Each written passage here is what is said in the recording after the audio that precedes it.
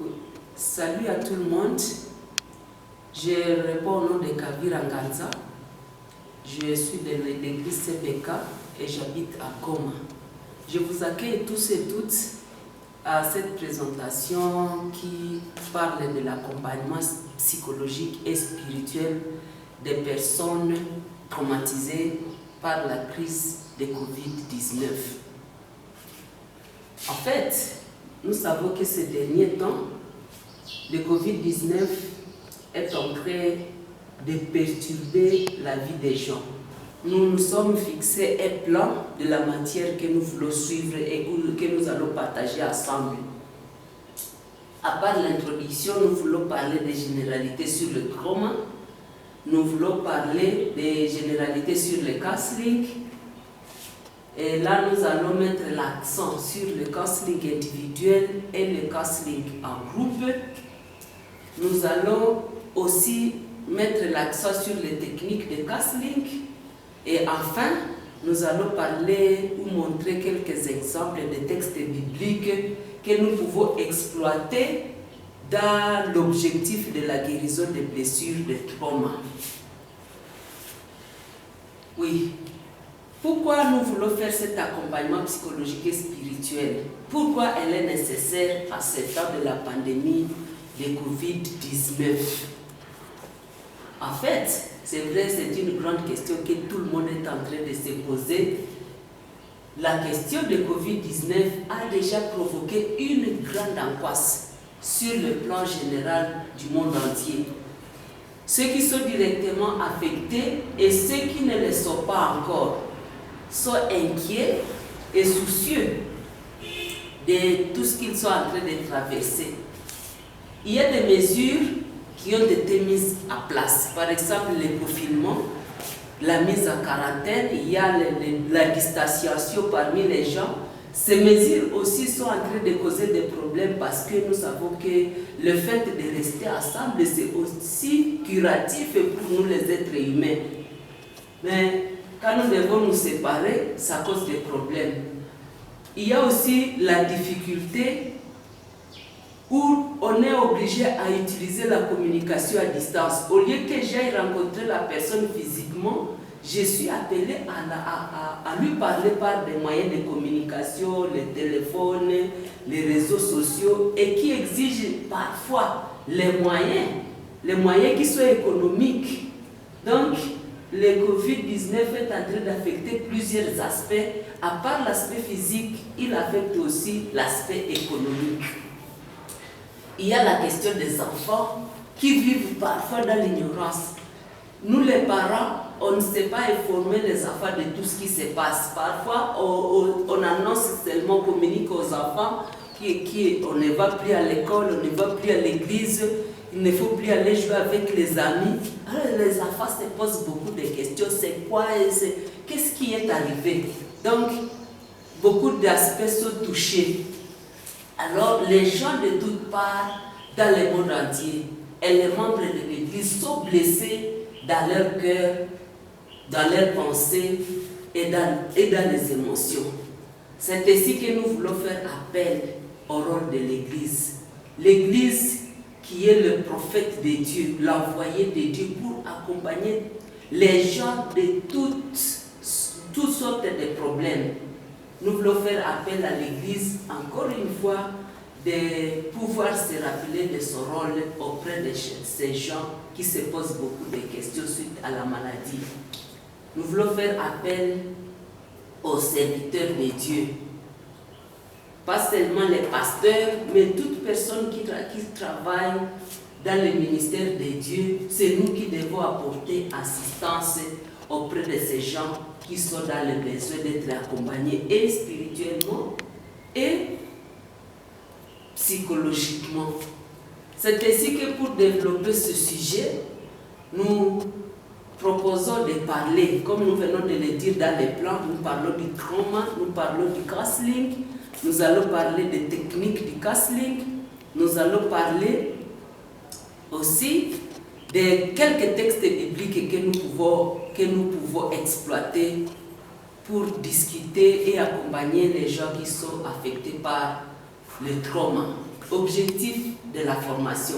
Nous avons 4 objectifs. Le premier, c'est de rappeler aux dirigeants de l'Église leur rôle d'accompagner les membres de l'Église lorsqu'ils traversent des moments difficiles tels que celui-ci de Covid-19. Le deuxième objectif, nous voulons équiper les dirigeants de l'Église par des connaissances en rapport avec les effets du trauma et les connaissances du counseling. Le troisième objectif, nous voulons donner l'introduction sur les techniques de counseling. L'introduction, parce qu'on ne va pas parler de tout, on va juste énoncer quelques techniques. Et enfin, nous voulons partager sur la nécessité de construire le ministère de counseling dans nos paroisses. En fait, c'est très important et c'est pour cela que nous voulons nous réunir tous.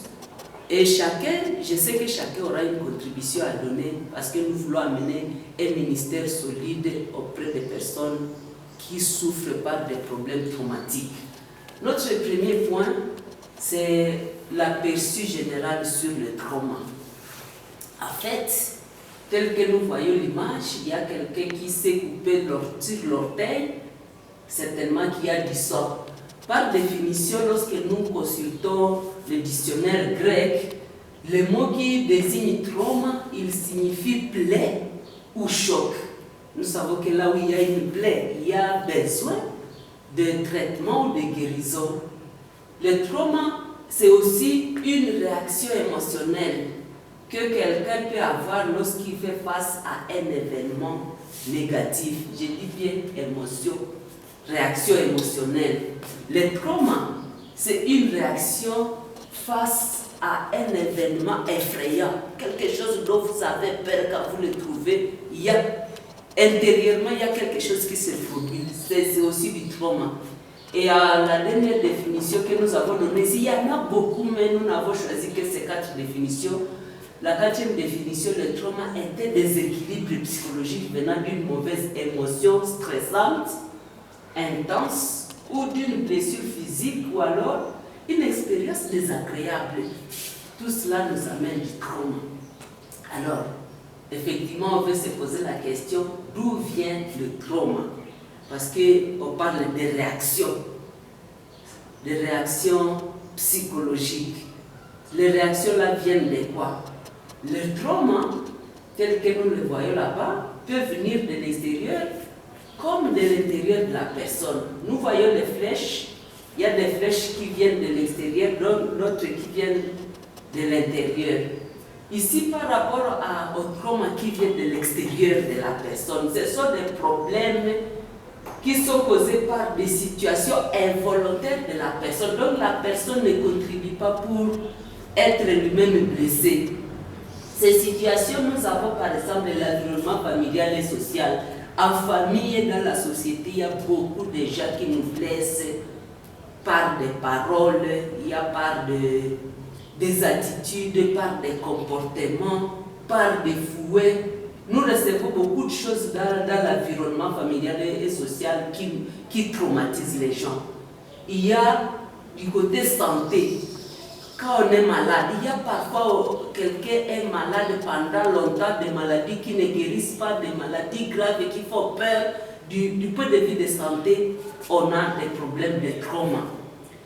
Du côté politique, surtout quand il y a insécurité, quand il y a guerre, quand il y a des conflits ethniques partout. Donc, ça amène des traumas. Il y a ceux qui en ont été victimes.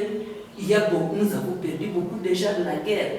Et les familles qui sont restées dans cette angoisse sont traumatisées à cause des événements politiques. Il y a la vie économique. La vie économique, c'est tout ce qui fait allusion aux moyens financiers qui nous permettent de répondre aux besoins. Donc à partir de la pauvreté et d'être incapable de répondre aux besoins et de soi-même et de ses enfants ou de l'entourage, on peut en être traumatisé parce qu'on n'est pas capable de faire ce qu'on voudrait faire. Il y a aussi du côté culturel, spirituel, il y a beaucoup de tabous, il y a beaucoup d'interdits dans la religion, dans les cultures qui peuvent traumatiser les gens inutilement. Ainsi, vous avez vu l'exercice à faire, nous n'allons pas le lire, mais à la maison, dans des petits groupes, nous aurons le temps de lire les questions de cet exercice. Il y a maintenant le trauma venant de l'intérieur de la personne. D'où vient ce trauma qui vient de l'intérieur? Les chocs, les frustrations, les mauvais traitements et mauvaises interactions avec les enfants, avec l'enfant, l'affect est créé à lui des sentiments de manque de confiance en lui-même, et sentiments honteux et sentiments douteux. Donc tout ce que l'enfant subit, parfois il n'a plus de confiance en lui-même et il est blessé. Il peut réagir, il peut aussi poser des actions juste à cause d'un trauma qui est déjà intériorisé à lui. Deuxièmement, lorsqu'il y a trop de restrictions et d'interdictions, ici ça arrive au moment où l'enfant est dans son étape d'apprentissage d'autonomie physique et psychologique. Il y a un âge, surtout à partir de 3 à 5 ans, l'enfant commence à faire des petites choses de lui-même. Et lorsque les gens autour de l'enfant, il faut que lui interdire, ne fais pas ça, ne fais pas ça. Alors l'enfant se pose beaucoup de questions. Il devient vulnérable parce qu'on lui interdit ce que lui voulait faire par sa propre volonté. Alors il tombe dans un état psychologique négatif où il perd l'estime de soi. Beaucoup de gens grandissent, ils n'ont pas d'estime, ils se sous-estiment juste parce qu'à cet âge-là, il y a eu beaucoup d'interdictions dans sa vie. Il y a l'environnement des violences en famille. Lorsqu'un enfant vit dans une famille où les parents ne font que se battre, se chamailler et faire n'importe quoi devant les enfants, cela affecte négativement l'enfant. Et inconsciemment, l'enfant lui-même développe le comportement de violence avec les autres. Tu peux voir l'enfant en train de se battre avec les autres. L'enfant, lorsqu'il veut faire quelque chose, l'esprit d'initiative, il veut initier quelque chose. Il y a toujours ce qui ne va pas chez les parents dans l'environnement. Alors ça le fait tomber dans le manque d'esprit d'initiative. Nous évoquons toutes ces causes de trauma car ces crises rendent la personne très vulnérable. Et lorsque la personne peut faire face à un autre problème, cela va l'affecter selon qu'il est déjà fragilisé par des problèmes qu'il a connus dans la face.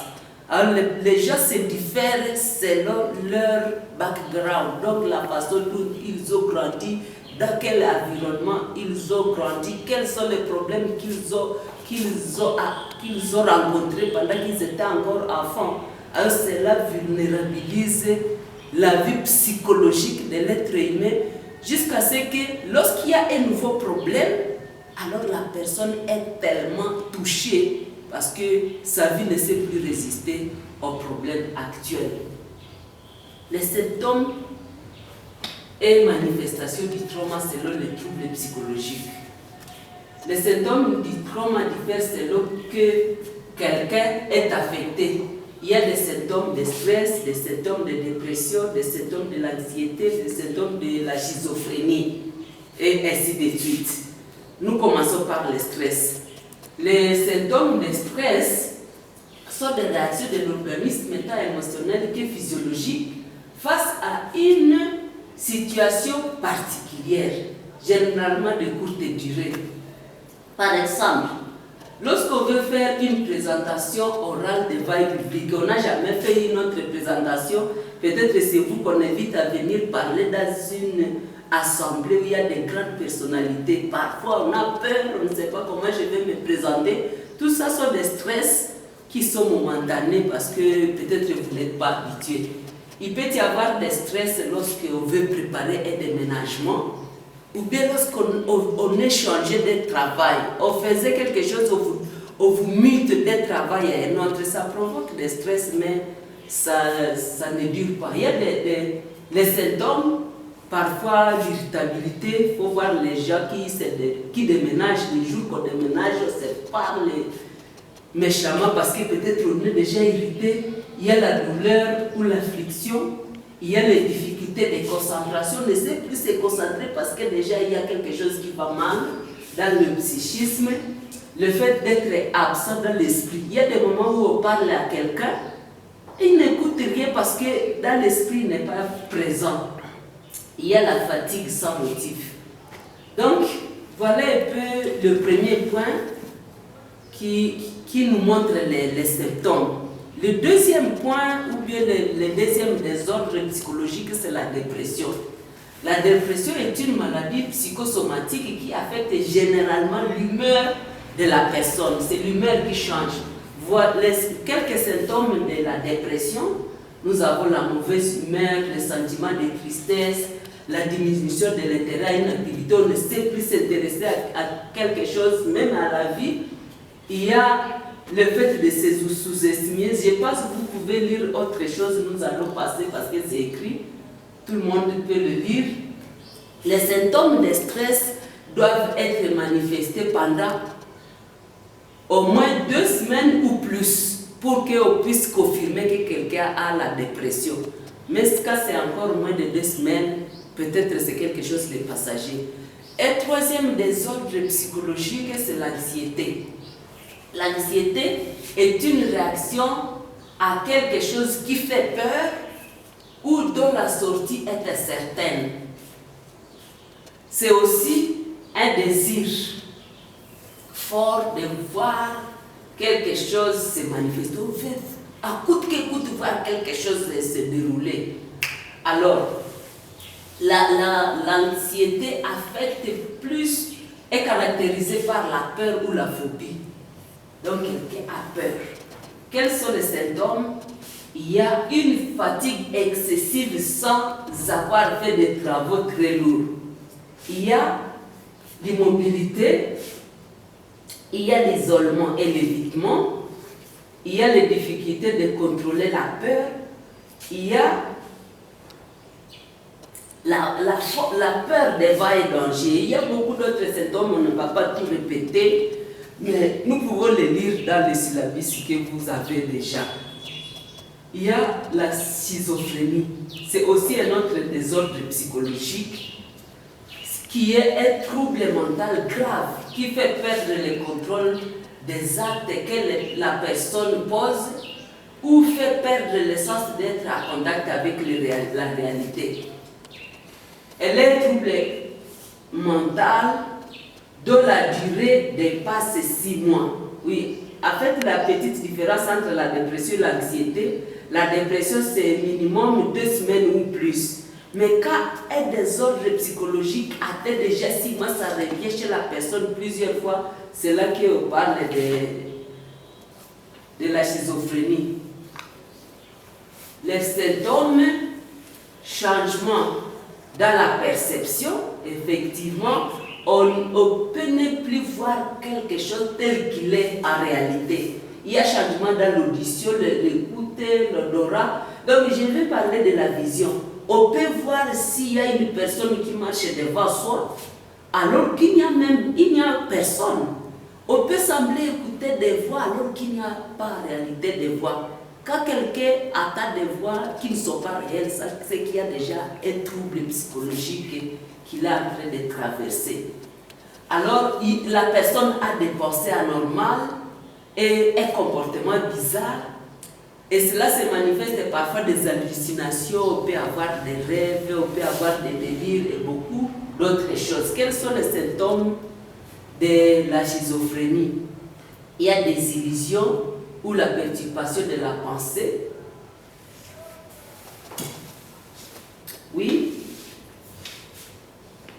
Beaucoup de symptômes, vous allez les lire, mais je vais dire, la schizophrénie, c'est encore un cas plus grave que les autres qui ont précédé le stress, la dépression et l'anxiété. Donc, quand nous constatons ces symptômes chez quelqu'un, c'est déjà très important de chercher soit un cas là, soit de lui amener auprès des centres de santé mentale qui peut s'en occuper, parce que si ça dépasse cette période, ça peut alors aller à un cas plus grave où vous ne serez plus capable de contrôler la personne. Les conséquences du trauma Les conséquences sont à 3 niveaux. Les conséquences du trauma. Le trauma affecte les pensées, le trauma affecte les comportements ou les actes de la personne et le trauma affecte les émotions de la personne. Si nous pouvons parler d'une manière générale comment les effets, parler des effets du trauma sur le comportement, il y a la dépendance au tabac, à l'alcoolisme, la vie de débauche exagérée et autres comportements immoraux. Il y a l'agressivité, la personne qui est traumatisée, parfois agressive. Oui, l'agressivité se fait voir dans les bagarres, les fouets, il y a des gens qui tabassent encore, soit les enfants ou les femmes, ou je ne sais pas qui. Mais ça sont déjà des signes qu'il y a un trauma quelque part. Le trauma affecte aussi les pensées. Les pensées, quand elles sont affectées, il y a des mauvaises interprétations, ou bien des interprétations erronées. On peut avoir des mauvaises pensées sur soi-même, sur autrui et sur le futur. C'est ce que nous montrons par ces triangles pour montrer les 3 aspects qui sont affectés par les pensées. Pensées sur soi-même, mauvaises pensées contre soi-même, contre les autres et comme sur le futur. Exemple, un étudiant peut dire cet enseignant contre moi. On ne sait pas sur quelle base l'étudiant peut dire ça. Parfois, peut-être il a interprété une mauvaise attitude d'un enseignant directement et puis il est contre lui. Donc, c'est qu'il y a déjà quelque chose dans sa tête qui ne va pas, qui fait qu'il puisse interpréter très mal les gens autour de lui. Le trauma affecte aussi les émotions. Et les gens qui sont traumatisés dans les émotions, ils se sentent parfois dans la solitude. Quelqu'un peut être même dans la solitude, bien qu'étant dans une foule.